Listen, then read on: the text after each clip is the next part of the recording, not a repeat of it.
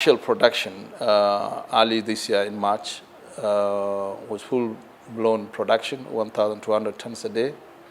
And what happened also was this disease of tuta absoluta came for the first time. We experienced it in Nigeria. And when it came, it wiped out so many farmers' fields.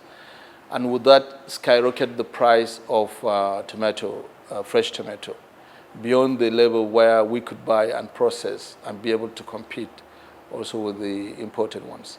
Another second reason was also around that same time we started production. China, one of the biggest world producers and exporters to Nigeria, slashed the price from about $1,200 to about below $700. And that, we believe, it was done specifically to ensure that import will start to come in. With slash of that price and duty be so low, I think it's about 10% or so, definitely became so cheap that it would, was much better to import than even to process it locally.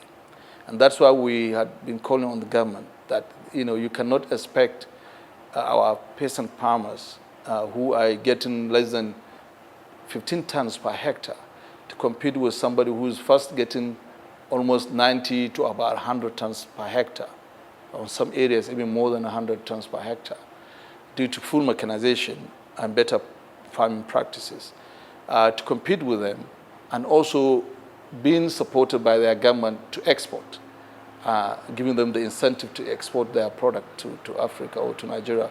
So you don't expect, you just sit down and expect we to be able to compete on the same platform.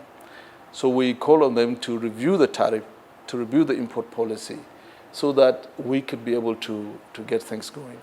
You talked about the farmers now. What are the greatest obstacles to improving usage rates for arable land? And how can we move all the small-scale farmers who dominate the landscape from subsistence to commercial farming?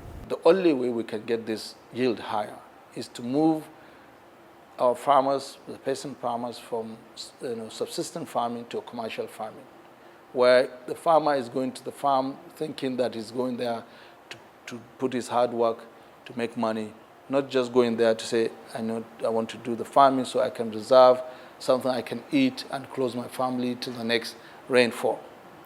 And then we need to now put all these small farmer groups or farmers, small farm holders, landholders, anyone that has less than 100 hectares, I believe is a small farmer.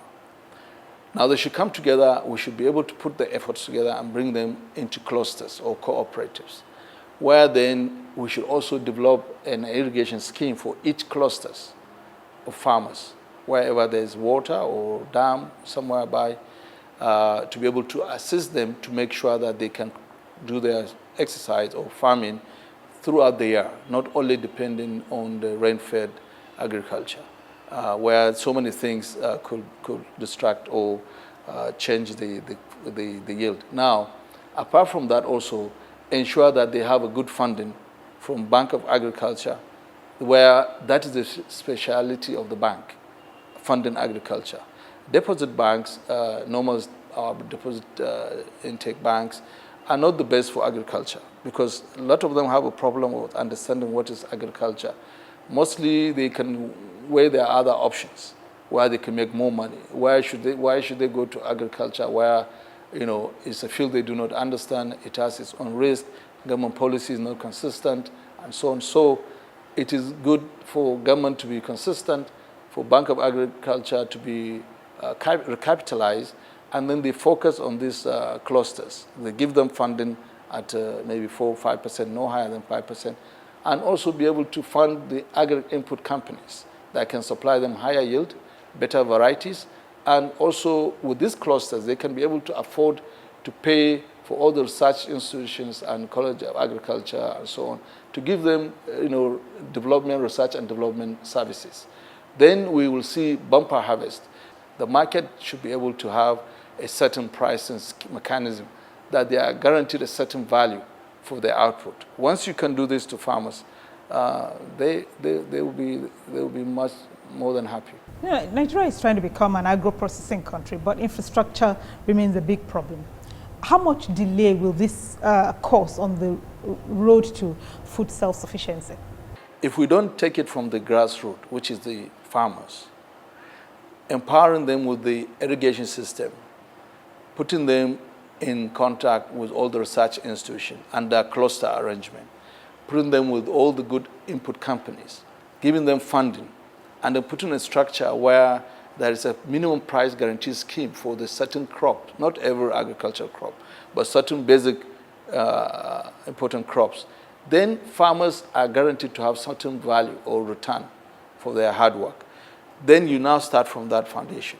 Once the people see that there's money in agriculture, you and I and everybody will jump in there, putting our resources and making money out of it also.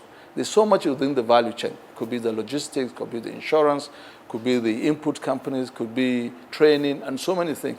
So you create so much jobs. Now, with surpluses that we expect, then government needs to work with private sector to set up some kind of price stabilization marketing private companies, but not kind of grain stock, what they call, what some people talk about, creating the commodities exchange. commodity exchange. I don't believe we are there yet for commodities exchange. So you don't think that the no, commodities exchange will help work. to facilitate? No. At this moment, once you do commodity exchange, you are going to enrich people with just papers in their hand, and they speculate. You cannot put a commodity exchange where you don't have the physical stock. Now, once you don't have physical stock, what's going to end up is somebody in Abuja, in Lagos, in Enugu, in Kano, where he has no really physical grains, determine the price that he or she buys the grain, or just on a paper, and sells those papers and make money. Where the farmer, regardless of the farmer's value.